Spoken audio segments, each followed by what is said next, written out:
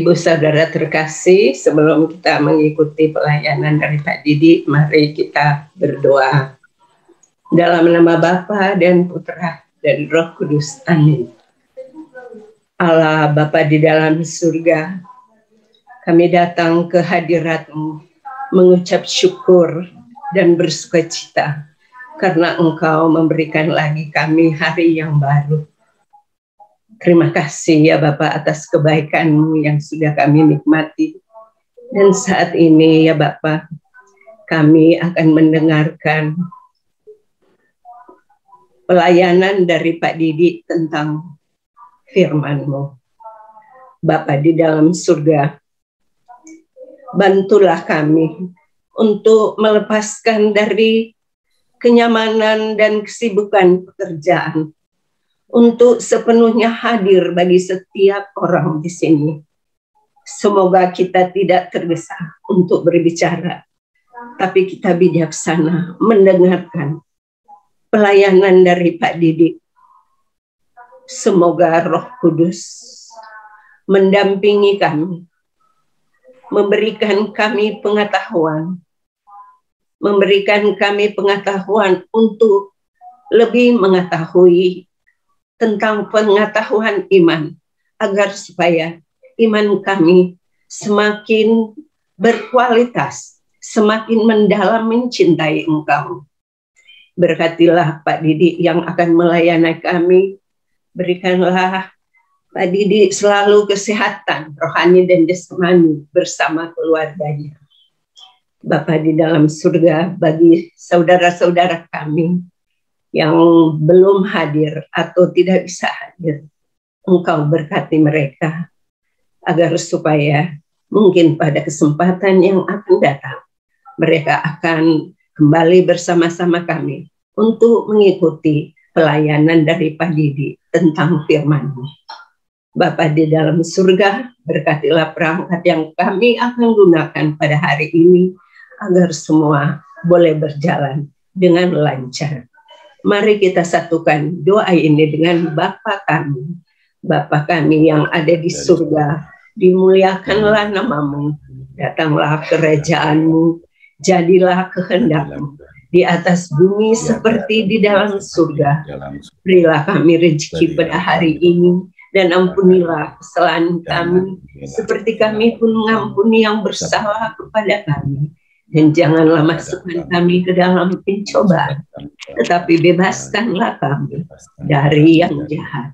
Amin. Dalam nama Bapa dan Putra dan Roh Kudus. Amin. Baik, terima kasih Oma. Buat teman-teman yang barusan hadir, selamat pagi, selamat berjumpa kembali. Kita akan langsung melanjutkan di pertemuan keempat ini. Silakan Pak Didik untuk memulainya. Terima kasih. Terima kasih, selamat pagi. Makasih Bu Fernandes atas doanya. Selamat pagi Bapak Ibu sekalian, salam damai, sejahtera buat kita semuanya. Sebelum kita bersama-sama memulai tentang bab 13, tentang tanda yang kedua, saya coba memberikan sedikit gambaran kepada Bapak Ibu. Bagaimana sih ketika kita membaca suatu kitab suci gitu. Ini sebetulnya saya ambil dari Katekismus Gereja Katolik. Jadi ini benar-benar sebetulnya sangat mendasar ya. Jadi supaya kita pada saat membaca itu tidak langsung terlalu jauh kemana-mana, tapi kita coba setia ya membacanya. Jadi ada 4 arti lah ataupun bagaimana sih kita ketika membaca kitab suci gitu. Jadi keempat arti ini jadinya kita bisa kalau disebutin di Katekismus itu menjamin kekayaan besar bagi pembacaan kitab suci yang hidup di dalam gereja ya, termasuk kita ya. Nah, gambaran besarnya itu sebetulnya dibagi 2 Bapak Ibu.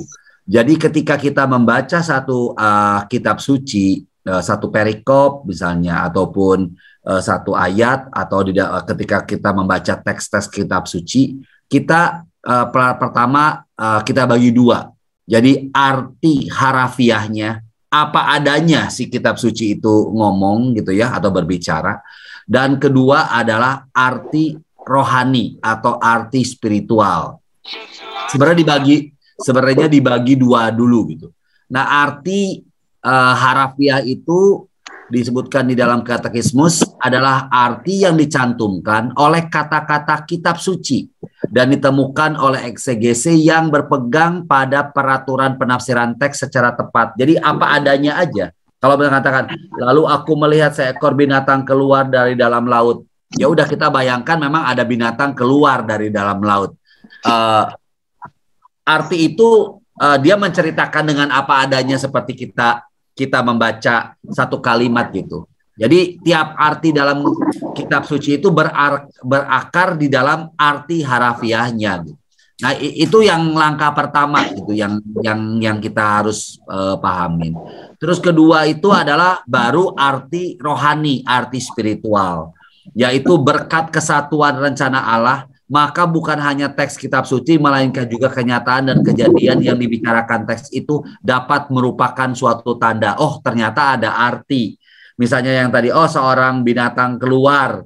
Itu binatang keluar tuh apa sih? Nah, itu baru artinya apa. Tapi harafiahnya ketika melihat binatang keluar, ya benar-benar kita ngebayanginnya binatang gitu Bapak Ibu. Jadi seperti itu. Nah, spiritual itu artinya itu kita bisa bagi menjadi tiga. Yang pertama alegoris, yang kedua moralis, yang ketiga artinya anagogis gitu. Yang pertama alegoris itu disebutkan dalam katekismus, kita dapat memperoleh satu pengertian yang lebih dalam mengenai kejadian-kejadian apabila kita mengetahui arti yang diperoleh peristiwa itu dalam Kristus. Umpamanya, penyeberangan Laut Merah itu tanda kemenangan Kristus dan demikian juga adalah tanda pembaptisan. Nah, itu alegoris gitu. Jadi bagaimana sih kita melihat setiap kejadian-kejadian dari mata Kristus gitu. Nah, itu alegoris. Terus ada juga moralis gitu. Jadi artinya bagaimana kita melihat kitab suci itu dari arti moral. Jadi artinya kejadian-kejadian yang dibicarakan dalam kitab suci harus mengajak kita untuk melakukan yang baik. Jadi bisa aja artinya oke, kalau itu artinya seperti itu yang Kristus mau. Terus moral artinya bagaimana sih dari teks kitab suci itu mengajak kita untuk doing something, untuk melakukan sesuatu, untuk mengingatkan kita. Di sini ada tulisin 1 Korintus 10 sampai dengan 11 ataupun ada Ibrani 3 1 sampai 4 dan lain sebagainya. Nah, dan yang keempat anagogis, kita artinya bahwa kita dapat melihat kenyataan dan kejadian dalam artinya yang abadi, yang mengantar kita ke atas ke tanah air abadi gitu. Jadi itu artinya anagog. Misalnya gereja di bumi adalah lambang daripada Yerusalem surgawi yang kita akan bahas di minggu depan. Nah, sehingga kalau kita membaca kitab suci berarti secara harafiah kita memahami, kita membaca ya apa adanya, si teks itu bicara apa ya kita ngertiin apa adanya, and it's okay. Lalu alegoris, bagaimana sebetulnya teks tersebut itu menceritakan suatu kejadian dilihat dari kacamata Kristus gitu ya. Terus kalau moral, apa dari teks itu mengajarkan kita untuk melakukan sesuatu, dan anagogis bagaimana dari teks itu mengajak kita untuk berpikir kepada masa yang akan datang, sesuatu yang abadi, tanah air abadi atau sesuatu yang masa depan. Sehingga tanpa kita sadarin ketika cerita spiritual, kita udah ini alegoris, moralis, dan anagogis menggambarkan sesuatu proses Bapak Ibu. Jadi ketika kita pelan-pelan makin lama makin memahami ketika baca ini artinya apa ya. Terus apa sih artinya buat saya. Terus kira-kira bagaimana dari teks ini membawa saya kepada kehidupan yang masa depan. Jadi itulah ketika kita mengartikan suatu teks dalam kitab suci, kita jadinya memahami teks itu secara lebih lengkap dan lebih penuh. Seperti yang tadi doa Ibu, memang semuanya memang kita harus mohon Roh Kudus. Kita sering baca literatur, terus sering tulis. Nanti makin lama kita makin dalam dan makin memahami ketika kita membaca teks tersebut. Semoga memberikan sedikit penjelasan, karena kita melihat memang di Wahyu hampir semua hal ini ada semua gitu. Oleh karena itu saya coba jelaskan sedikit kepada Bapak Ibu. Baik Bapak Ibu, kita sekarang lanjutkan ke bab 13. Kita setelah minggu lalu kita akhiri dengan tanda pertama dari 7 tanda tentang perempuan dan anak, lalu Mikael dan juga naga. Nanti pada tanda kedua yang kita mulai di bab 13, kita akan bicara tentang binatang dari dalam laut. Nanti kita akan ketemu beberapa binatang yang kembali lagi menggambarkan sesuatu yang nanti kita akan jelaskan sama-sama buat Bapak Ibu. Kita coba selesaikan hari ini sampai dengan bab 16, sampai dengan cawan, 7 cawan. Sebetulnya kembali lagi kalau kita udah memahami begitu banyak rangkai yang sudah kita laluin, dari mulai metrai ataupun sangkakala, tanda, nanti juga akan cawan. Sebetulnya kita akan melihat beberapa pengulangan yang kembali lagi bukan memberikan sesuatu yang mengerikan buat kita di dunia ketika membaca, tetapi ini justru menunjukkan betapa Allah mengasihi manusia, betapa Allah menginginkan semua manusia untuk selamat. Oleh karena itu Allah memberikan kepada kita di dalam bacaan-bacaan tersebut itu banyak tanda-tanda atau kejadian-kejadian agar manusia itu bertobat atau kembali kepada Tuhan. Baik, kita masuk ke bab 13. Ayat 1 sampai dengan 10, tanda kedua, binatang dari laut. Lalu aku melihat seekor binatang keluar dari dalam laut, bertanduk 10 dan berkepala 7. Di atas tanduk-tanduknya terdapat 10 mahkota, dan pada kepalanya tertulis nama-nama hujat. Binatang yang kulihat itu serupa dengan macan tutul, dan kakinya seperti kaki beruang, dan mulutnya seperti mulut singa. Dan naga itu memberikan kepadanya kekuatannya dan tahtanya dan kekuasaannya yang besar. Maka tampaklah kepadaku satu dari kepala-kepalanya seperti kena luka yang membahayakan hidupnya. Tetapi luka yang membahayakan hidupnya itu sembuh. Seluruh dunia heran lalu mengikuti binatang itu. Nah, ini kalau kita melihat, ingat ya, pada tanda yang pertama minggu lalu kita belajar ada perempuan, ada anak, lalu ada naga, ya. Nah, kalau kita melihat binatang ini, binatang yang keluar dari laut ini yang ada di gambar sebelah ini menunjukkan gambar yang ada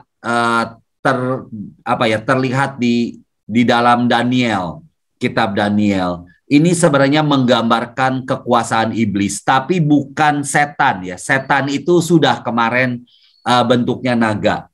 Makanya yang ada di tempat mereka adalah nama-nama hujat di atas kepalanya yang sama dengan mulut yang menyombong. Kalau Bapak Ibu nanti baca di Daniel 7:20 juga sama, menceritakan si jahat itu seperti itu. Tapi ini anak buahnya dalam tanda kutip. Dan pesannya jelas, yaitu kekuasaan politik yang dipengaruhi oleh kekuatan setan dan kebencian terhadap umat Allah. Tahu dari mana itu? Makanya di sini di sini disebutkan di sini binatang yang kau lihat itu serupa dengan macan tutul dan kakinya seperti kaki beruang dan mulutnya seperti mulut singa. Dan naga itu, ingat naga yang kemarin terakhir itu kan dia duduk berdiri di pantai sebentar, dia berdiri di pantai laut. Nah, ini ceritanya kan di laut, berarti kurang lebih terkena influence daripada si naga itu gitu. Ya, dan naga itu adalah setan. Dan naga itu memberikan kepadanya kekuatannya, yaitu kekuatannya itu kan ya kesombongan, ambisi dan lain sebagainya, dan tahtanya dan kekuasaannya yang sangat besar. Makanya kan tidak kaget ketika Yesus digoda oleh iblis, mengatakan kan, ini aku berikan semua apa yang ada di dunia asal engkau menyembah aku. Kan sebetulnya udah sama. Berarti ini pesan ini juga kan menarik kalau buat kita, karena memang yang ditawarkan oleh dunia itu adalah sesuatu yang bisa kita lihat, bisa kita rasakan, kita bisa nikmatin, dan sangat menggiurkan gitu. Tapi bagaimana kita sebagai orang-orang Kristen ini mengelola tawaran-tawaran tersebut gitu, karena kita adalah orang yang telah dibaptis dan orang yang menjadi katakanlah telah menjadi anak Allah. Lalu tampaklah kepadaku satu dari kepala-kepalanya seperti kena luka yang membahayakan hidupnya, tetapi luka yang membahayakan hidupnya itu sembuh. Seluruh dunia heran lalu mengikuti binatang itu. Jadi binatang itu juga memiliki, nanti makan bisa lebih jelas lagi, hampir sama dengan Tuhan. Apa yang Tuhan Yesus telah lakukan, binatang itu pun bisa lakukan. Sehingga orang nggak kesaru. Ini sebetulnya siapa nih antara anak domba atau binatang? Nanti kita akan baca selanjutnya. Di ayat 4, dan mereka menyembah naga itu. Artinya si binatang ini ya. Karena ia memberikan kekuasaan kepada binatang itu dan mereka menyembah binatang itu. Ya, mereka ini berarti umat-umat ya, sambil berkata, siapakah yang sama seperti binatang ini dan siapakah yang dapat berperang melawan dia? Ya, dan kepada binatang itu diberikan mulut yang penuh kesombongan dan hujat, dan kepadanya diberikan juga kuasa untuk melakukan 42 bulan lamanya, 3,5 tahun yang pernah saya bahas minggu lalu. Lalu ia membuka mulutnya untuk menghujat Allah, menghujat namanya dan kemah kediamannya dan semua mereka yang diam di surga. Dan ia diperkenankan untuk berperang melawan orang-orang kudus dan untuk mengalahkan mereka, dan kepadanya diberikan kuasa atas setiap suku dan umat dan bahasa dan bangsa. Dan semua orang yang diam di atas bumi akan menyembahnya, yaitu setiap orang yang namanya tidak tertulis sejak dunia dijadikan di dalam kitab kehidupan dari anak domba yang telah disembelih. Jadi kita bisa melihat karena kehebatan si binatang ini, itu seluruh bumi menyembah dia. Tetapi orang-orang Kristen memberontak karena jijik terhadap kesombongan dan juga hujat hina terhadap Allah. Terutama yang namanya tertulis dalam buku kehidupan itu berani untuk menolaknya. Jadi orang-orang yang telah dibaptis, orang-orang yang memang telah percaya kepada Kristus itu tidak suka dengan binatang ini. Hanya kita bisa bayangkan, dan binatang ini benar-benar sangat menggiurkan, sangat atraktif, sangat menarik, yang membuat begitu banyak orang ingin mengikutinya. Nah, orang-orang Kristen merasa terhibur sekali karena mengetahui bahwa mereka telah ditentukan menikmati rahmat penebusan dari anak domba jauh sebelum dunia dijadikan. Nah, kita baca pesan buat kita nih orang-orang Kristen ada di ayat 9 dan 10. Barang siapa bertelinga, hendaklah ia mendengar. Barang siapa ditentukan untuk ditawan, ia akan ditawan. Barang siapa ditentukan untuk dibunuh dengan pedang, ia harus dibunuh. Yang penting di sini ialah ketabahan dan iman orang-orang kudus. Jadi ayat ke-10 ini seperti mengulang pesan daripada ayat-ayat sebelumnya, bahwa mengatakan bahwa kita orang Kristen, apalagi yang diwakili katakanlah oleh 10 jemaat, itu jika kita dianiaya, ya nggak apa-apa. Memang kalau Tuhan Yesus katakan kan, berbahagialah orang apabila engkau dianiaya, karena nabi-nabi sebelum engkau pun mengalami hal yang sama. Jadi bagi kita sebagai orang Kristen, penganiayaan itu udah bagian daripada identitas diri kita sebagai orang Kristen gitu.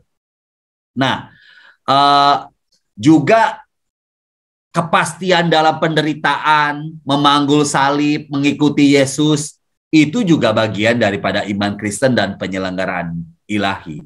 Hanya, nah yang diperlukan sama kita itu adalah, yang penting di sini ialah ketabahan dan iman orang-orang kudus. Jadi perlu ada iman dan kesabaran. Nah, iman dan kesabaran kalau kita melihat daripada horizon waktu, ini kan sesuatu yang panjang, sesuatu yang dari waktu ke waktu, dari satu keadaan dengan keadaan lain. Memang ya hidup kita ini selalu istilah Ibu Bonita, ya suatu perjuangan dari waktu ke waktu, nggak pernah berhenti gitu. Nah, di sana sebetulnya kalau kita sebagai orang Kristen kan, kita ingin mengalami satu kedamaian, suatu sukacita bersama Tuhan. Tetapi memang sukacita bersama Tuhan dan kedamaian itu bukan diperoleh dengan duduk terus kemudian makan martabak sembari nonton film Korea gitu. Bukan itu gitu, bukan. Tetapi memang ketika kita mampu bersama Tuhan melawan segala godaan, cobaan, tantangan yang ada di depan kita, yang dihadapin oleh kita secara terus-menerus di dalam kehidupan kita, seperti yang minggu lalu Ibu Bonita berikan kesimpulan kepada kita bersama gitu. Nah, tantangan itu, sehingga misalnya kita ambil dari Ignatius dari Loyola mengatakan ada dua, apakah kita mau adanya konsolasi konsolasi itu bersama spiritual dengan Tuhan, atau keadaan di mana kita terpisah, desolasi dari Tuhan. Nah, keadaan ini tentu kita bertanya kan, kapan nih Pak Dik-Dik saya berasa bersama dengan Tuhan, dan dalam keadaan apa saya berasa jauh dari Tuhan. Mungkin misalnya kita jauh dari Tuhan ketika kita merasa takut. Makanya kemarin disebutkan kalau Bapak Ibu nonton konsekrasi dari Pope Francis kan dikatakan don't be afraid. Jangan takut. Jangan khawatir. Khawatir. Ketika kita khawatir, takut, marah, dalam keadaan kita kosong, berarti kita dalam situasi di mana kita desolasi, kita jauh dari Tuhan. Sementara ketika kita konsolasi atau kita dekat atau bersama dengan Tuhan, ada perasaan damai, ada perasaan sukacita, gitu kan? Ada perasaan damai sejahtera. Nah, itulah peace, itulah keadaan kita sedang bersama dengan Tuhan. Nah, lalu masa-masa ini kan hidup kita kan hidup di dunia kan memang ada waktu kan. Jadi berjalan kan, semenit, 2 menit, 3 menit, lalu bagaimana gitu. Misalnya bangun tidur, aduh saya merasa nggak enak, saya merasa agak jauh nih dari Tuhan. Lalu apa yang mesti kita lakukan? Benar, yang pertama adalah selalu berdoa. Karena ketika berdoa membawa kita berelasi dengan Tuhan untuk mendapatkan kekuatannya agar Tuhan bersama-sama dengan kita melawan kekhawatiran kita, menanggulangi ketakutan kita, menanggulangi kekosongan kita. Nah, masa-masa itu pasti dari waktu ke waktu Bapak Ibu selalu akan dapatkan. Oleh karena itu doa yang menjembatani kedua hal tersebut. Sebentar ya Bapak Ibu, ada gangguan. Sorry. Jadi yang menjembatani itu adalah doa ketika kita.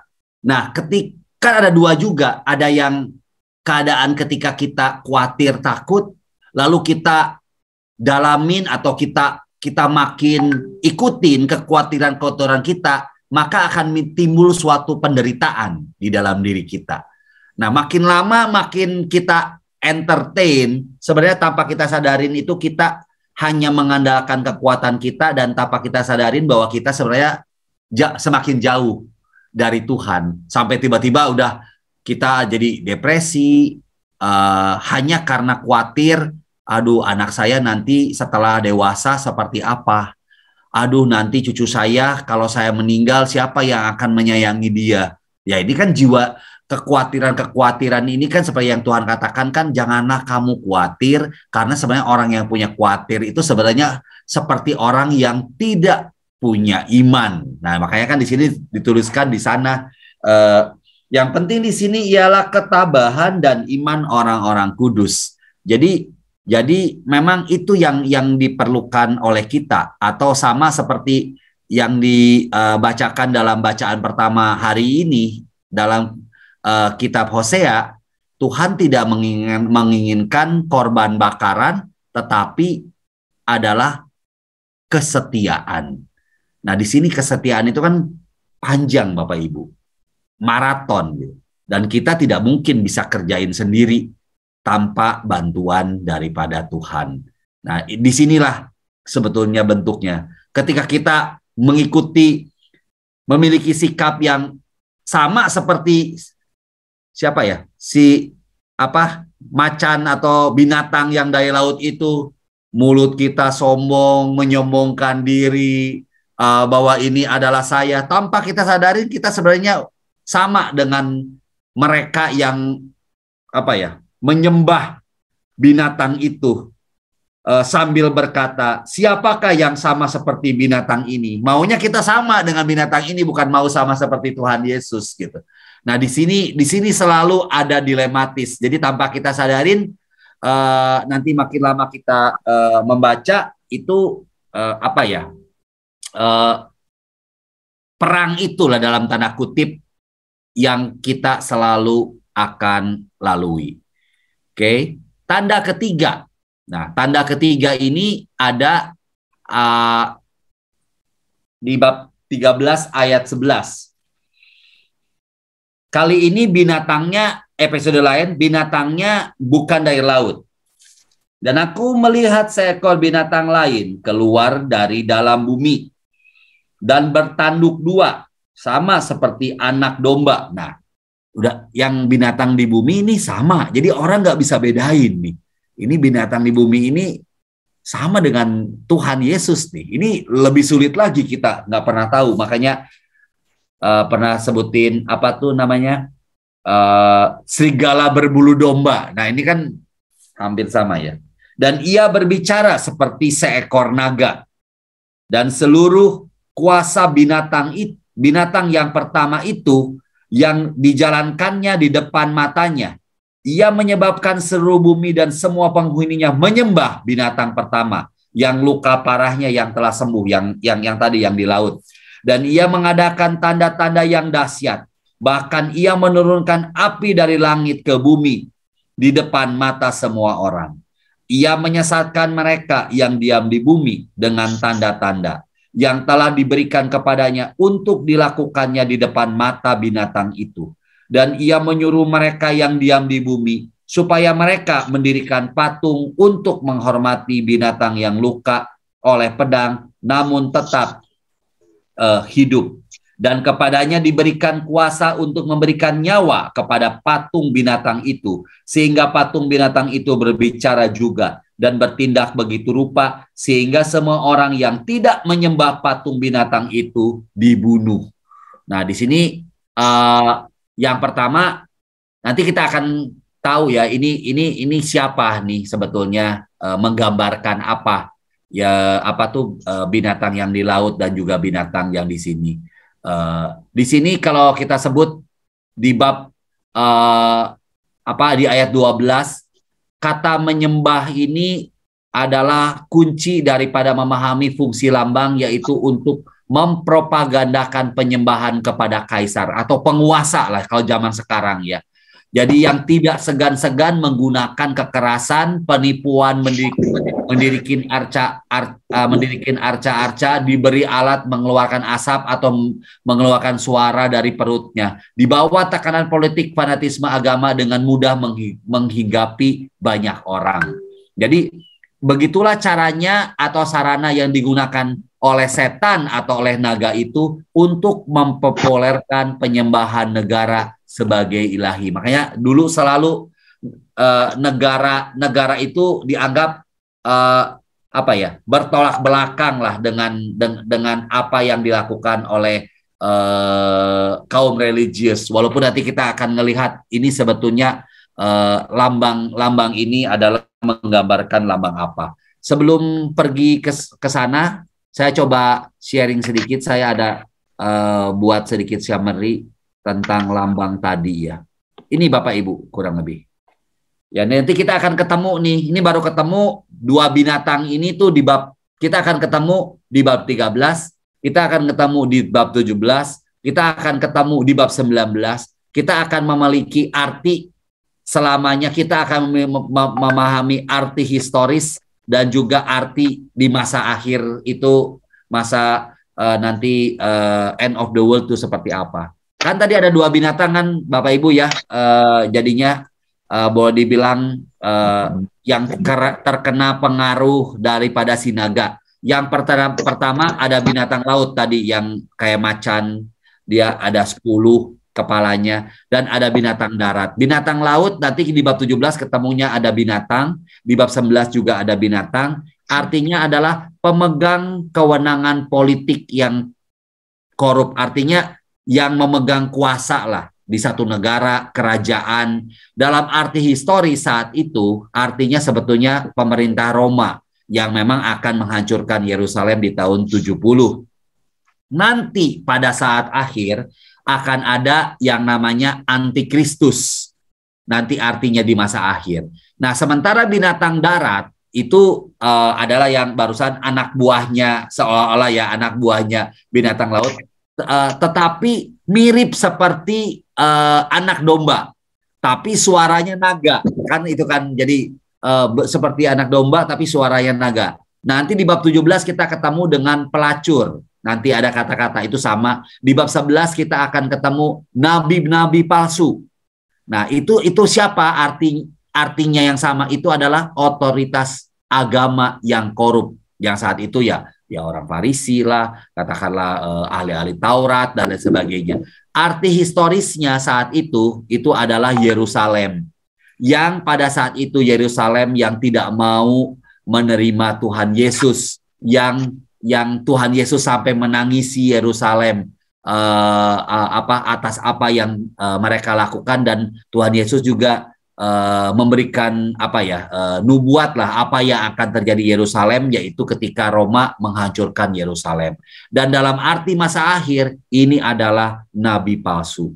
Ya, jadi antikristus yang jelas adalah suatu kekuasaan yang apa yang Yesus Kristus ajarkan dia selalu berbalik. Ya, seperti kayak sekarang misalnya di negara barat di mana Yesus ajarkan bahwa kita harus mencintai kehidupan, sementara negara itu katakanlah membuat suatu aturan mengizinkan aborsi.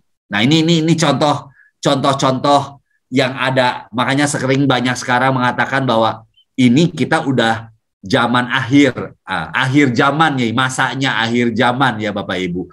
Tapi kembali lagi masa akhir zaman ini, bahkan di zaman Yesus pun sebenarnya Tuhan Yesus sudah mengatakan ini nggak lebih dari angkatan ini. Jadi sebetulnya pesan-pesan ini sangat relevan seperti yang saya jelaskan minggu lalu. Ketika kita membaca kacamata itu dari kacamata sekarang pun masih relevan. Nanti kita itu kan tantangannya adalah jika saya yang tinggal di dunia ini sebagai orang Kristen, ini kan tipis sekali antara kita dengan pemegang wewenang politik yang korup. Misalnya saya sebagai mungkin memiliki kuasa, mungkin jadi pejabat, ataupun saya menjadi katakanlah seseorang yang memiliki wewenang lah. Bagaimana sih wewenang yang saya lakukan, kebijakan-kebijakan yang saya buat sebagai saya orang Kristen ini tidak berlawanan dengan yang Tuhan ajarkan, gitu. Karena kalau tidak kan tanpa kita sadarin, kita ini kan menjadi pemegang wewenang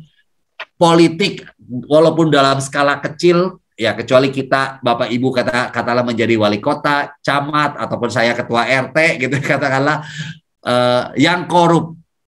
Ataupun katakanlah kita merupakan suatu otoritas agama yang korup, yaitu ya termasuk saya ini, sekarang saya di depan, sharing tentang sabda Tuhan, tapi bagaimana saya bisa dengan setia menjaga bahwa apa yang saya lakukan, itu memang sesuai dengan apa yang saya baca dari kitab suci dan saya bisa sharing kepada Bapak Ibu.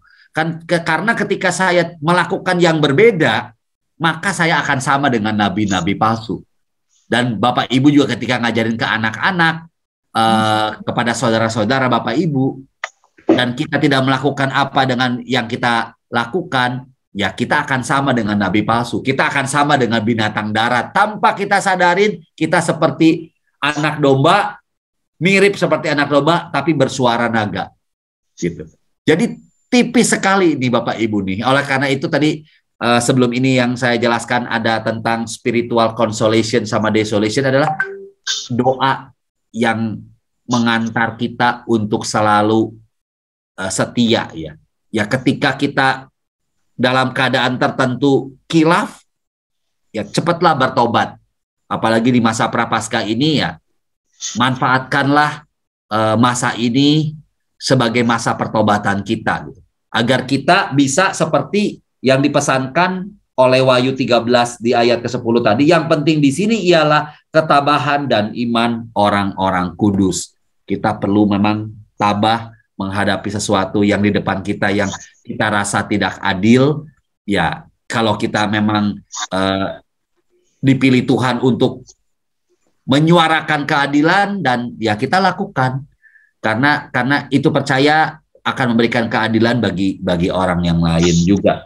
Dan juga perlu ketabahan, perlu iman karena setiap kali kita dihadapkan dengan tantangan, cobaan, godaan yang selalu berada di depan kita, dan kembali lagi perasaan damai sejahtera itu bisa terjadi ketika kita mampu mengalahkan tantangan godaan itu bersama Tuhan.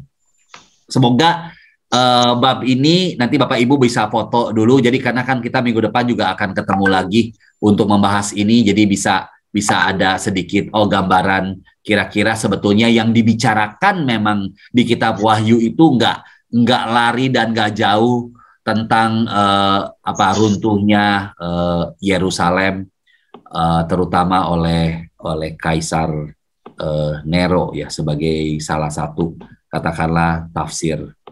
Oke, saya masuk ke bab 16 sampai dengan ayat 16 sampai dengan 18.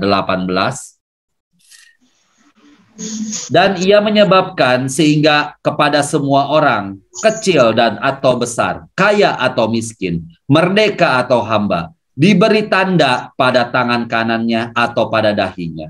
Dan tidak seorang pun yang dapat membeli atau menjual selain daripada mereka yang memakai tanda itu, yaitu nama binatang itu atau bilangan namanya. Ini sangat populer, Bapak Ibu udah tahu kan, yang orang masukin ke chip, kemudian kita transaksi tinggal tap.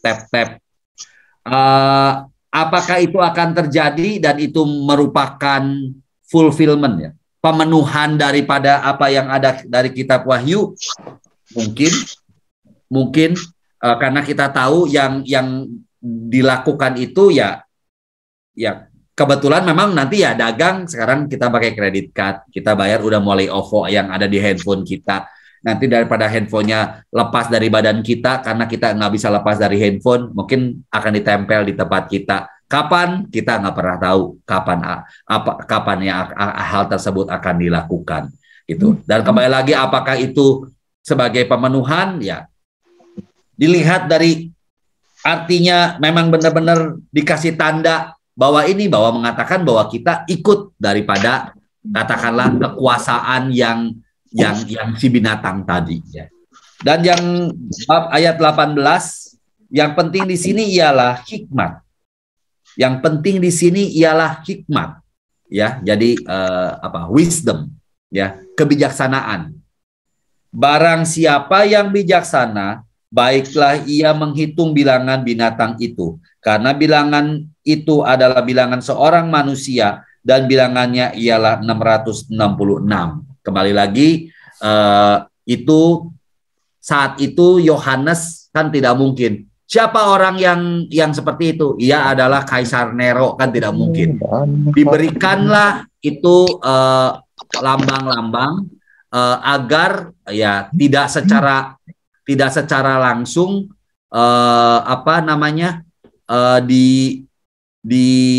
dijelaskan secara gamblang.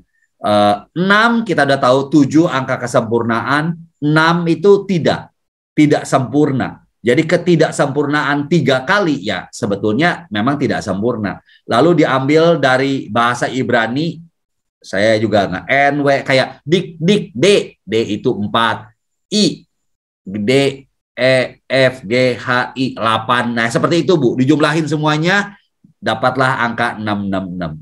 Katanya ada salah satu tafsir yang pernah sempat heboh nih Bapak Ibu, nggak tahu mungkin zaman kita dulu ya, Presiden Amerika yang nomor menghasilkan angka 666.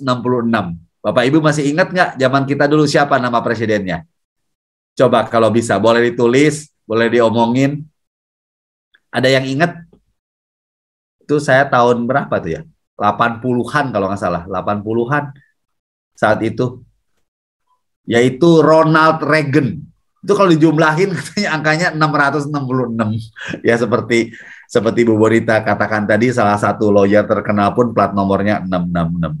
Jadi kembali lagi perhitungan ini hanya dipahami oleh para anggota jemaat yang berasal dari kalangan Yahudi. Jadi seperti itu, dan ya memang Kaisar Nero lah yang meluluhlantahkan katakanlah Yerusalem di tahun 70. Tetapi yang terpenting berarti kita udah ada gambaran seperti yang digambarkan tadi, bahwa yang memiliki kekuasaan di sana itu sebetulnya yang patut kita perhatikan. Makanya kenapa banyak gereja hadir di dalam setiap negara. Karena selalu memonitor juga ketika negara mengambil satu kebijakan yang berbeda atau tidak sesuai dengan apa yang diajarkan oleh Tuhan Yesus. Nah, dan banyak sekali bagi orang-orang modern, ketika kita mengatakan, ini nggak sesuai, langsung kan dikatakannya, wah, kamu nih kuno sekali ya. Itu mah udah zaman ribuan tahun nih, kita udah zaman modern. Nah, ini tantangan yang kita hadapin Bapak Ibu. Mungkin Bapak Ibu juga menghadapinya tantangan ini dengan anak kita sendiri.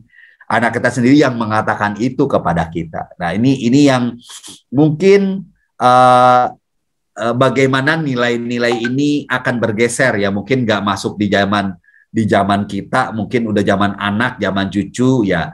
Oleh karena itu kita sebagai orang tua ya perlu mengajarkan anak itu untuk selalu memiliki konsolasi secara spirit dengan Tuhan, yaitu dengan terus-menerus berdoa. Baik, kita masuk sekarang ke tanda keempat, ya, yaitu 144.000 orang dan anak domba, ya. Dan aku melihat sesungguhnya anak domba berdiri di Bukit Sion. Jadi artinya kan kalau di Bukit Sion ini di bumi ya episodenya. Dan bersama-sama dengan dia 144.000 orang, dan di dahi mereka tertulis namanya dan nama bapaknya. Ini kan bagus nih Bapak Ibu. Di kitab ini dibandingkan orang yang tadi memiliki tanda, dan bisa ditanda itu adalah tanda dari binatang itu dan dipakai untuk dagang. Lihat, untuk dagang, untuk bisa membeli dan menjual, gitu kan? Nggak bisa orang membeli dan menjual daripada mereka yang menggunakan tanda itu, yaitu nama binatang itu atau bilangan namanya, ya. Tapi yang di sini juga sama sebetulnya, ya. Bersama mereka tertulis namanya dan nama bapaknya. Jadi kita sebagai orang Kristen, ya, nama Tuhan, nama Allah Bapa itu yang ada dalam pikiran kita, ajarannya, sabdanya. Nah, tanda itu yang bisa menunjukkan bahwa kita bagian daripada 144.000 yang ya kurang lebih katakanlah kemarin ya, 7 jemaat atau apa tuh yang menggambarkan 7 direpresentasikan oleh 7 gereja atau 12 bangsa Israel, 12 para rasul kali 1000 yang pernah saya jelaskan di pertemuan pertama. Dan aku mendengar suatu suara dari langit bagaikan desau air bah dan bagaikan deru guruh yang dahsyat. Dan suara yang kudengar itu seperti bunyi pemain-pemain kecapi yang memetik kecapinya. Mereka menyanyikan suatu nyanyian baru di hadapan tahta, dari depan keempat makhluk dan tua-tua itu, dan tidak seorang pun yang dapat mempelajari nyanyian itu selain daripada 144.000 orang yang telah ditebus dari bumi itu. Mereka adalah orang-orang yang tidak mencemarkan dirinya dengan perempuan-perempuan, karena mereka murni sama seperti perawan. Mereka adalah orang-orang yang mengikuti anak domba itu kemana saja ia pergi.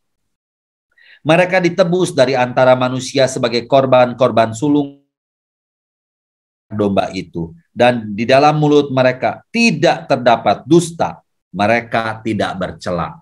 Jadi di sini ciri-ciri anak domba tadi saya jelaskan, membawa nama bapaknya tertulis dengan jelas pada dahi mereka. Beda dengan yang tadi ya, ditulis 666 yang menunjukkan ketidaksempurnaan. Tapi kembali lagi manusia lebih tertarik kepada yang 66 tadi. Makanya dibatasin di sini 144.000 menggambarkan bahwa ya kita harus. Jadi kenapa ditulis begitu banyak manusia ada di dalam adegan ini bersama anak domba. Justru kalau menurut saya ketika nulis 144.000 itu menunjukkan bahwa itu spesial. Sehingga kita memerlukan sesuatu komitmen dari diri kita untuk menjadi bagian si 144.000 itu. Itu justru harusnya membuat kita semakin atraktif, tertarik ya, semakin teratraktif untuk bisa bagian jadi 44.000 itu. Mulut para pengikut domba tidak dikotori dengan tipu daya. Jadi selalu berkata kebenaran. Kembali lagi kehebatan si iblis dari awal itu adalah pembohong. Itulah sifat dari iblis dari awal. Gitu. Dan orang Kristen yang mendapatkan diskriminasi mendapat hiburan karena bagian dari 144.000. Nah, kalau kita baca di ayat 4 dan 5 tadi dikatakan bahwa ciri-ciri umat Allah yang ditebus itu adalah memiliki kesempurnaan. Jadi di sini disebutkan tidak mencerminkan dirinya dengan perempuan-perempuan karena mereka murni sama seperti perawan. Yang pertama memiliki 2 arti. Arti pertama adalah mereka tidak menyembah berhala. Mereka tidak menyembah binatang itu. Mereka tidak mengikuti apa yang diajarkan oleh si binatang-binatang itu. Yang sudah dijelaskan oleh saya sebelumnya gitu. Tetapi mereka dengan setia mengikuti anak domba walaupun mereka dianiaya. Jadi tidak menyembah berhala itu artinya perawan. Dan yang kedua adalah ya seperti yang dilakukan oleh misalnya beberapa rasul yang akhirnya diputuskan mereka memang tidak menikah dan juga mereka mendedikasikan atau mempersembahkan hidupnya kepada Allah, sama seperti para pastor atau romo-romo kita yang memang mendedikasikan waktu hidupnya. Dan mereka disebutkan di sini, mereka ditebus dari antara manusia sebagai korban-korban sulung bagi Allah dan bagi anak domba. Itu kalau kita ambil di perjanjian lama kan memang anak-anak sulung itu dikorbankan kepada Allah. Nah, bentuknya sekarang di sini adalah mereka tidak menikah dan mau menjadi dalam tanda kutip perawan dan mau mempersembahkan hidupnya untuk Allah. Nah, itu sebetulnya arti daripada tanda keempat tadi. Sekarang kita masuk kepada tanda kelima, yaitu seruan malaikat, 6 sampai dengan 12. Dan aku melihat seorang malaikat lain terbang di tengah-tengah langit, dan padanya ada Injil yang kekal untuk diberitakannya kepada mereka yang diam di atas bumi dan kepada semua bangsa dan suku dan bahasa dan kaum. Jadi ada malaikat datang bawa kitab suci, bawa Injil, kabar gembira, gospel. Dan ia berseru dengan suara nyaring, takutlah akan Allah dan muliakanlah Dia, karena telah tiba saat penghakimannya. Dan sembahlah Dia yang telah menjadikan langit dan bumi dan laut dan semua. Pesan ini kan sangat relevan buat kita kepada manusia, bahwa saatnya kita untuk takut itu sudah dekat. Itu kan manusia itu kan bisa dua kadang-kadang itu. Disering berulang-ulang dikasih tahu, manusia itu menjadi hal yang biasa, sehingga seperti yang tadi, barang siapa bertelinga hendaklah dia mendengar. Nah, masalahnya kita punya telinga, hanya kita tidak bisa mendengar. Kenapa? Ya karena mungkin oke aja kok, hidup saya merasanya nggak ada masalah kok gitu. Padahal di sini dipesankan bahwa kita harus takut akan Allah dan kita harus memuliakan namanya. Dan seorang malaikat lain, malaikat kedua, menyusul dia dan berkata, sudah rubuh Babel, kota besar itu.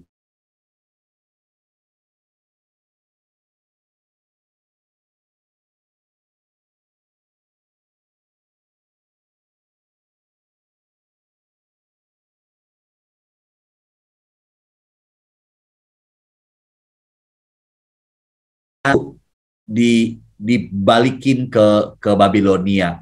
Tetapi dalam konteks Babel sekarang di dalam ini juga bisa dalam arti kata adalah kota Yerusalem itu sendiri, karena kota Yerusalem saat itu kembali lagi mereka tidak menerima Yesus sebagai Sang Mesias. Ya.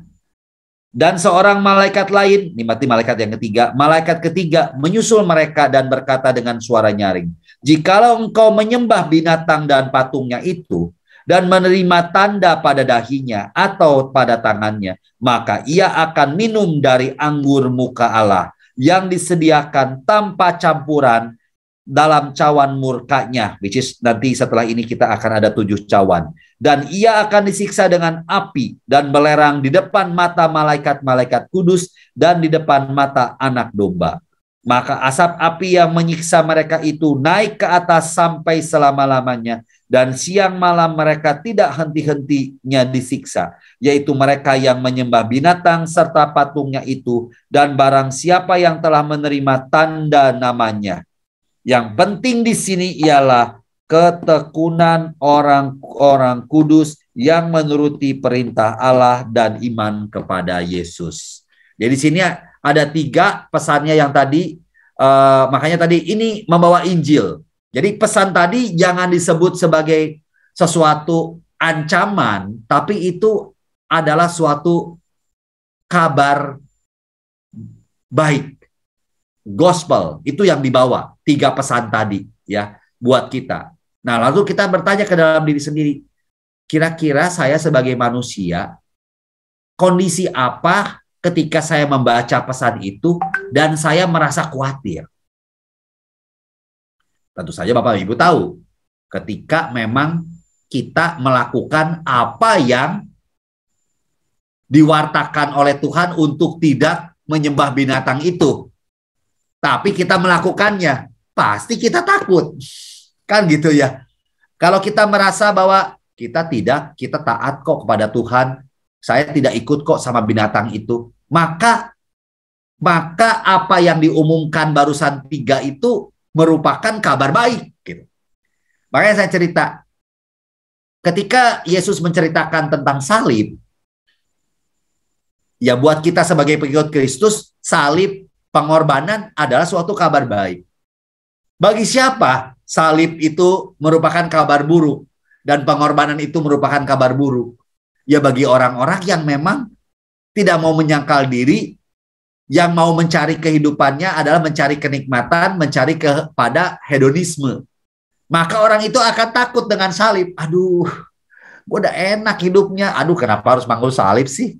Maka salib itu, pengorbanan itu, sangkal diri itu bukan merupakan suatu gospel, bukan merupakan suatu kabar baik, bukan merupakan suatu good news.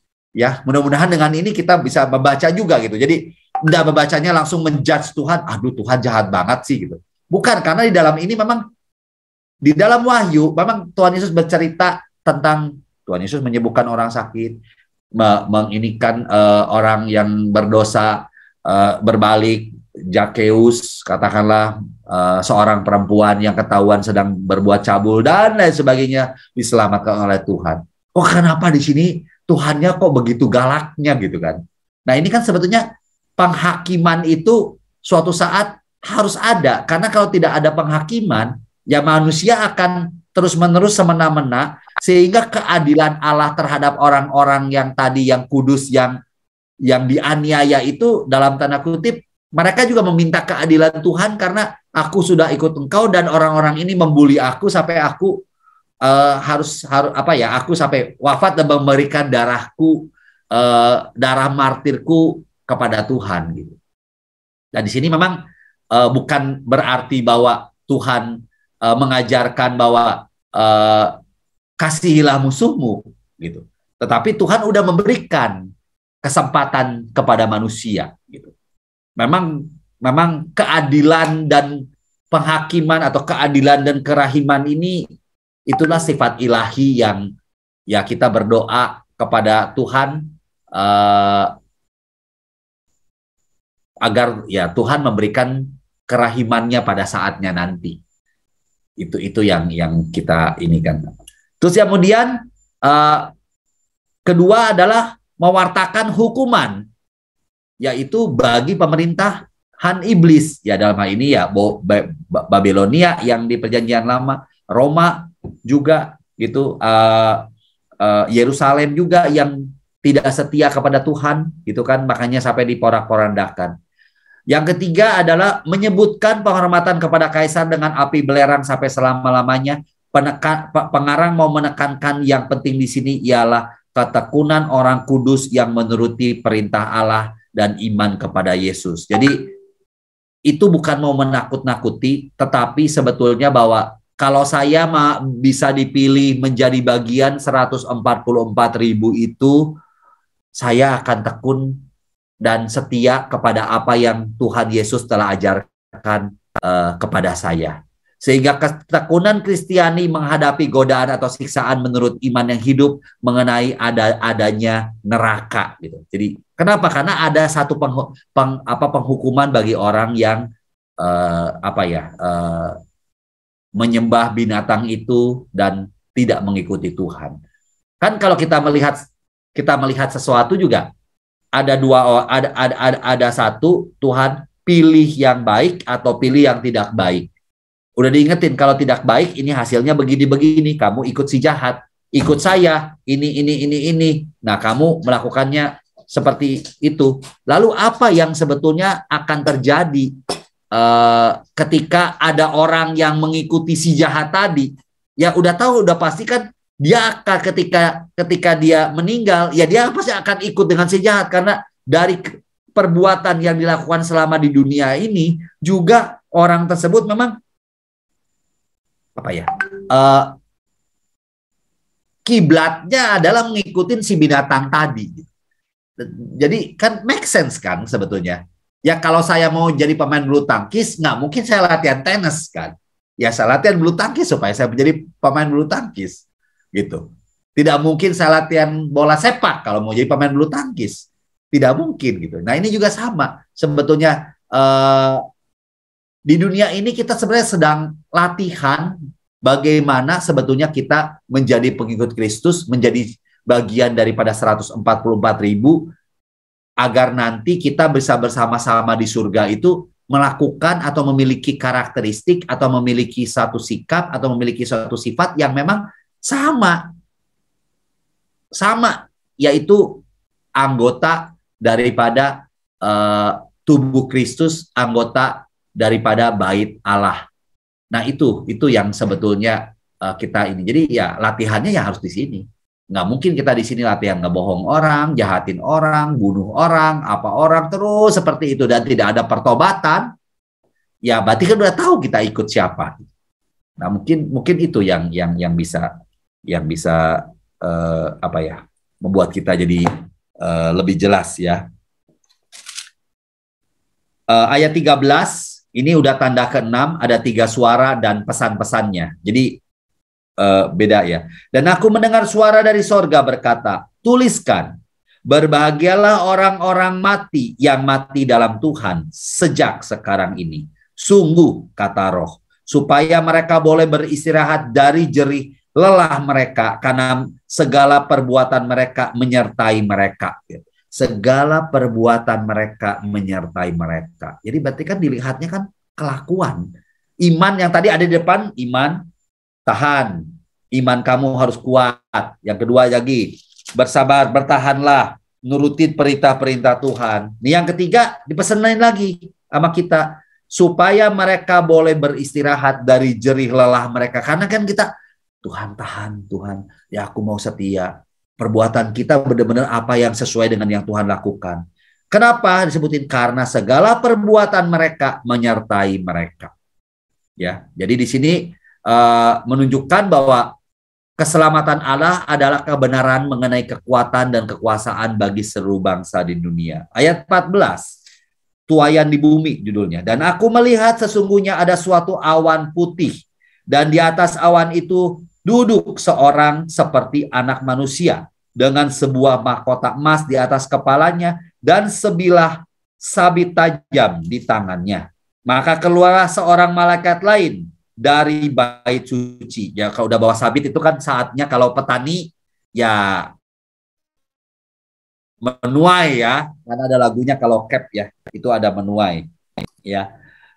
Berseru dengan suara nyaring kepada dia yang duduk di atas awan itu. Ayunkanlah sabitmu dan tuailah, karena sudah tiba saatnya untuk menuai, sebab tuaian di bumi sudah masak. Dan ia yang duduk di atas awan itu mengayunkan sabitnya ke atas bumi, dan bumi pun dituailah. Dan seorang malaikat lain keluar dari bait suci yang di sorga, juga padanya ada sebilah sabit tajam. Dan seorang malaikat lain datang dari mesbah. Ia berkuasa atas api, dan ia berseru dengan suara nyaring kepada malaikat yang memegang sabit tajam itu, katanya, ayunkanlah sabitmu yang tajam itu dan potonglah buah-buah pohon anggur di bumi. Ingat ya, buah-buah. Makanya saya cerita, kita di dunia ini, meninggalkan dunia ini, ketika kembali kita tidak bawa rumah, kita tidak bawa sertifikat tanah, kita tidak bawa buku tabungan, kita tidak bawa mobil, kita tidak bawa motor. Yang kita akan bawa yang akan dituai oleh malaikat-malaikat tadi adalah buah-buah pohon anggur. Makanya kan kita sebagai, katakanlah, daripada akulah pokok anggur yang benar dan engkaulah adalah ranting-rantingnya. Makanya diharapkan kita selalu berbuah. Hari ini nggak berbuah, Tuhan kasih kesempatan kepada kita. Biarkan 1 tahun. Kalau sampai tahun depan tidak, barulah kamu potong pohon tersebut. Jadi Tuhan itu selalu memberikan kesempatan kepada manusia. Oleh karena itu langkah yang terbaik adalah, terutama di masa prapaskah, adalah datanglah ke kamar pengakuan dosa. Bertobatlah dan hiduplah di dalam jalan Tuhan, dan biarlah berbuah. Kenapa berbuah? Ya karena kita berada dalam pokok anggur yang benar. Lalu malaikat itu mengayunkan sabitnya ke atas bumi dan memotong buah pohon anggur di bumi dan melemparkannya ke dalam kilangan besar, yaitu murka Allah. Dan buah-buah anggur itu dikilang di luar kota, dan kilangan itu mengalir darah, tingginya sampai ke kekang kuda dan jauhnya 200 mil. Jadi gambaran panen ini kalau Bapak Ibu baca ada sebagian di Yoel, ada kebagian di Perjanjian Baru, disebutkan juga di Injil Markus, di Injil Matius tentang panenan, tentang kebun anggur. Itu semua sama mengambarkan bahwa panenan pertama itu menggambarkan kehancuran bangsa kafir yang datang menyerang Mesias dalam gunungnya yang suci pada hari-hari akhir. Itu kita bisa baca di kitab Yoel. Itu juga tentang panenan anggur dalam bagian kedua, itu malaikat di mezbah pembakaran menghubungkan penglihatan ini dengan penglihatan terdahulu mengenai sangkakala. Ya, sekarang kita menemukan pandangan suram ketiga yang mengingatkan akibat maut dari suara malaikat ketika ia melepaskan sabitan anggur kemurkaan. Ya, jadi kalau misalnya orang ini menggambarkan orang-orang yang disabit ini adalah para musuh Allah yang masuk ke dalam darah. Jadi bukan pengikut Kristus yang menghasilkan buah yang berguna bagi orang-orang yang melihat buah dari setiap perbuatan kita. Tetapi buah-buah yang dari mereka menggambarkan sebetulnya segala perbuatan jahat yang mereka lakukan, sehingga yang dihasilkan itu adalah darah yang begitu banyak.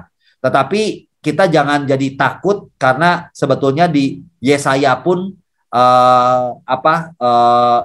menceritakan tentang hal yang sama dan menunjukkan sebetulnya kembali lagi agar pada saat itu bangsa-bangsa Israel itu juga bertobat dan kembali kepada apa yang telah Tuhan ajarkan kepada mereka.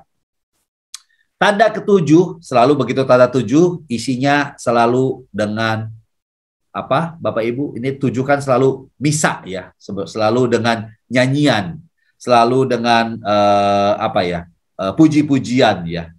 Yaitu tanda ketujuh nyanyian Musa di lautan kaca ya. Jadi Bapak Ibu tahu lautan itu menggambarkan si jahat dan ada kaca atasnya, berarti Tuhan menguasai segala segala yang ada di bumi, termasuk segala yang jahat itu akan kalah oleh Tuhan. Dan aku melihat suatu tanda lain di langit, besar dan ajaib. 7 malaikat dengan 7 malapetaka terakhir. Karena dengan itu berakhirlah murka Allah. Dan aku melihat sesuatu bagaikan lautan kaca bercampur api. Dan di tepi lautan kaca itu berdiri orang-orang yang telah mengalahkan binatang itu dan patungnya. Dan bilangan namanya. Pada mereka ada kecapi Allah. Tuh, berarti dapat nih orang yang bisa bertahan tadi dengan perbuatan-perbuatan dan setia kepada imannya itu, mereka ada kecapi. Dan mereka menyanyikan nyanyian Musa, hamba Allah, dan nyanyian anak domba bunyinya. Besar dan ajaib segala pekerjaanmu dan ya Tuhan Allah yang Maha Besar. Karena lagunya besar anugerahmu, kan? Ya, adil dan benar segala jalanmu, ya Raja segala bangsa. Siapakah yang tidak takut ya Tuhan, yang tidak memuliakan namamu? Sebab Engkau saja yang kudus, karena semua bangsa akan datang dan sujud menyembah Engkau, sebab telah nyata kebenaran segala penghakimanmu. Jadi sampai dengan ayat keempat ini itu menggambarkan permulaan tulah yang terakhir. Nanti ada 7 malapetaka. Tetapi sebelumnya kan selalu yang ketujuh ada selingan, yaitu ada bait suci surgawi, menggambarkan lautan binatang dan lautan darah di balik lautan kaca dan lautan api. Itu yang saya jelaskan, di mana para pemenang itu berdiri di atas sama seperti Yesus berjalan di atas air. Nah, ini maka yang mengalahkan binatang-binatang itu mereka bernyanyi di atas si binatang-binatang yang berada di bawah kakinya, dan mereka tidak akan tenggelam jatuh seperti Petrus ya. Dan nyanyian Musa dan nyanyian anak domba ini berisi pujian kepada Allah dan janji bahwa semua bangsa di bumi akan datang untuk menyembah Allah ketika mereka melihat tindakannya yang kuasa ya.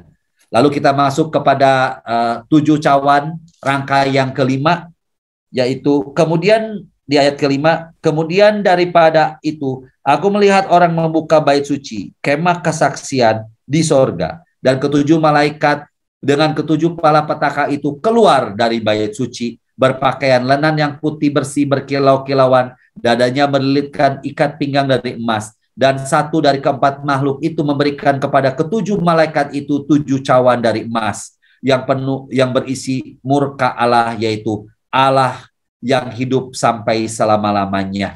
Itu ya Bapak Ibu udah tahu ya, cawan artinya juga menggambarkan murka ya, artinya ya. Jadi dan satu dari keempat makhluk itu memberikan kepada ketujuh malaikat itu 7 cawan dari emas yang penuh berisi murka Allah, yaitu Allah yang hidup selama-lamanya. Dan bait suci itu dipenuhi asap karena kemuliaan Allah, karena kuasanya, dan seorang pun tidak dapat memasuki bait suci itu sebelum berakhir ketujuh malapetaka dari ketujuh malaikat itu. Jadi di sini adegannya ada beberapa gambaran. Yang pertama tadi diberikan diberikan cawan, itu menggambarkan bejana tembaga yang digunakan para imam untuk membawa abu dan lemak dari kurban-kurban. Terus kemudian gambaran kedua yang muncul dari penglihatan kilang anggur adalah cawan anggur yang menggambarkan murka Allah. Makanya Tuhan Yesus katakan, ya Allah, jika memungkinkan ambillah cawan ini daripadaku. Ada kan? Nah, jadi arti cawan itu tuh ya. Sama seperti tulah-tulah sebelumnya, tulah-tulah ini tidak membawa orang untuk beribadat, untuk bertobat. Kan sebenarnya kan tulah-tulah yang diajarkan, yang diberikan itu kan sebenarnya supaya orang bertobat. Dan karenanya mereka memeterai kutukan mereka sendiri ya. Dan mereka selalu menghujat Tuhan. Nanti kita lihat dari bab ke selanjutnya. Oke. Nah, ini kita baca. Ini sebetulnya hampir sama Bapak Ibu dengan yang sudah-sudah dengan 7 sangkakala juga. Tapi mari kita baca yang bab 16, 1 sampai dengan 11. Dan aku mendengar suara yang nyaring dari dalam bait suci berkata kepada ketujuh malaikat itu, pergilah dan tumpahkanlah ketujuh cawan murka Allah itu ke atas bumi.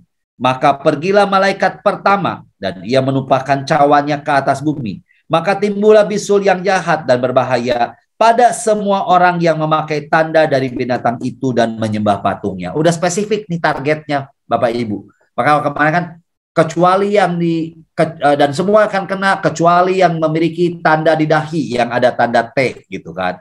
Kalau ini enggak, ini benar-benar yang menggunakan tanda-tanda dari binatang itu ya. Tanda-tanda dari binatang itu dan menyembah patungnya. Dan malaikat yang kedua menumpahkan cawannya ke atas laut, maka airnya menjadi darah seperti darah orang mati, dan matilah segala yang bernyawa yang hidup di dalam laut. Ini kalau kemarin sepertiga ini hampir semua mati. Dan malaikat yang ketiga menumpahkan cawannya di atas sungai-sungai dan mata-mata air, dan semuanya menjadi darah. Dan aku mendengar malaikat yang berkuasa atas air itu berkata, adil engkau yang ada dan yang sudah ada, engkau yang kudus yang telah menjatuhkan hukuman ini, karena mereka telah menumpahkan darah orang-orang kudus dan para nabi. Engkau juga telah memberi mereka minum darah, hal itu wajar bagi mereka. Dan aku mendengar mesbah itu berkata, ya Tuhan Allah yang Maha Kuasa, benar dan adil segala penghakimanmu. Dan malaikat yang keempat menumpahkan cawannya ke atas matahari, dan kepadanya diberi kuasa untuk menghanguskannya manusia dengan api. Dan manusia yang dihanguskannya oleh panas api yang dahsyat, dan mereka menghujat nama Allah yang berkuasa atas malapetaka itu, dan mereka tidak bertobat untuk memuliakan Dia. Lihat, melihat apa yang terjadi dua. Aduh, Tuhan itu jahat. Lihat Tuhan kasih ini. Nah, itu kan bukan, aduh ya Tuhan, aduh ampuni dosa hambamu ini. Aku mau akan hidup, dan aku akan hidup sesuai dengan kehendakmu. Kan mestinya begitu. Makanya setiap ada kejadian-kejadiannya itu, bagaimana sih kita merespon menunjukkan kita ini memuliakan Tuhan, bertobat dan memuliakan Tuhan, atau malah menyalah-nyalahkan Tuhan. Nah, ini menarik. Ya. Dan malaikat yang Dan malaikat yang kelima menumpahkan cawannya ke atas tahta binatang itu, dan kerajaannya menjadi gelap, dan mereka menggigit lidah mereka karena kesakitan. Saking gelapnya, mereka itu menggigit lidah saking sakit. Dan mereka menghujat Allah yang di sorga karena kesakitan dan karena bisul mereka. Tetapi mereka tidak bertobat dari perbuatan-perbuatan mereka. Lihat, itu yang terjadi. Jadi semua tulah-tulah ini yang diberikan hampir sama seperti sangkakala, tapi ini lebih besar ya, magnitude lebih besar dampaknya ya. Sehingga sebetulnya kembali lagi orang itu dia mestinya bertobat gitu. Tetapi ternyata tidak. Dan malaikat yang keenam menumpahkan cawannya ke atas sungai yang besar, sungai Efrat. Lalu keringlah airnya. Nah, kan sebutin ya bahwa orang Israel selalu diserang dari wilayah timur. Jadi ini kering sehingga orang dari timur, dalam hal ini diwakili oleh Roma, dia akan masuk. Lalu keringlah supaya siaplah bagi raja-raja yang datang dari sebelah timur. Dan aku melihat dari mulut naga dan dari mulut binatang dan dari mulut nabi palsu, itu keluar 3 roh najis yang menyerupai katak. Itulah roh-roh setan yang mengadakan perbuatan-perbuatan ajaib, dan mereka pergi mendapatkan raja-raja di seluruh dunia untuk mengumpulkan mereka guna peperangan pada hari besar, yaitu hari Allah yang Maha Kuasa. Lihatlah, aku datang seperti pencuri. Berbahagialah dia yang berjaga-jaga, yang memperhatikan pakaiannya supaya ia jangan berjalan dengan telanjang dan jangan kelihatan kemaluannya. Nah, kalau kita ngelihat sampai dengan yang tadi begitu banyak cawan-cawan, dan ternyata si iblis itu melawan dengan memberikan roh. Ternyata banyak orang yang terkesima itu ternyata berasal dari si roh si jahat tadi, gitu ya. Dan dia mau melawan. Disebutkan mengumpulkan mereka guna peperangan pada hari besar, yaitu hari Allah yang Maha Kuasa. Makanya ayat 15 sangat penting nih buat kita ya. Lihatlah aku datang seperti pencuri. Berarti kan memang harus diminta berwaspada. Berbahagialah dia yang berjaga-jaga dan memperhatikan pakaiannya. Kenapa? Karena kita perlu ingat bahwa kita nanti akan diundang ke pesta. Dan kalau kita harus menggunakan pakaian pesta. Kalau kita tidak menggunakan pakaian pesta, maka nanti yang mengundang kita, aku tidak mengenal engkau, maka suruh kita keluar sehingga terdengarlah bunyi gertak gigi. Nah, ini juga beberapa gambaran-gambaran atau lambang-lambang yang ini memang mungkin kita lebih hafal karena di Perjanjian Baru udah sering dikatakan. Supaya ia jangan berjalan dengan telanjang, sama seperti Adam dan Hawa ketika mereka memakan buah itu, dan mereka baru sadar bahwa mereka telah telanjang, tahu bahwa mereka telah berdosa, dan jangan kelihatan kemaluannya. Lalu ia mengumpulkan mereka di tempat yang dalam bahasa Ibrani disebut Harmagedon, atau Megiddo atau kota Megiddo. Kalau Bapak Ibu pernah ke Holy Land, itu tempatnya sangat besar. Itu memang itu menjadi lambang kehakiman karena memang terjadi perang beberapa kali seperti Barak Deborah melalui dengan Jabin, terus kemudian juga Raja Yosia juga meninggal ketika lawan Raja Neko di 2 raja-raja itu juga di Megiddo.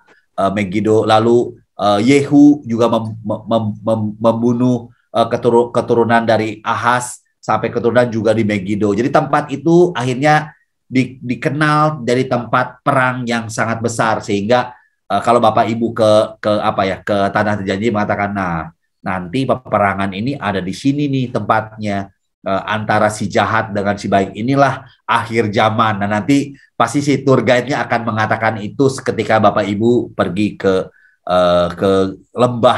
lembah Megiddo. Kita ada di gereja di atas dan Bapak Ibu bisa melihat lembah itu yang sangat besar. Oke. Ayat 17, dan malaikat yang ketujuh menumpahkan cawannya ke angkasa, dan dari dalam bait suci terdengar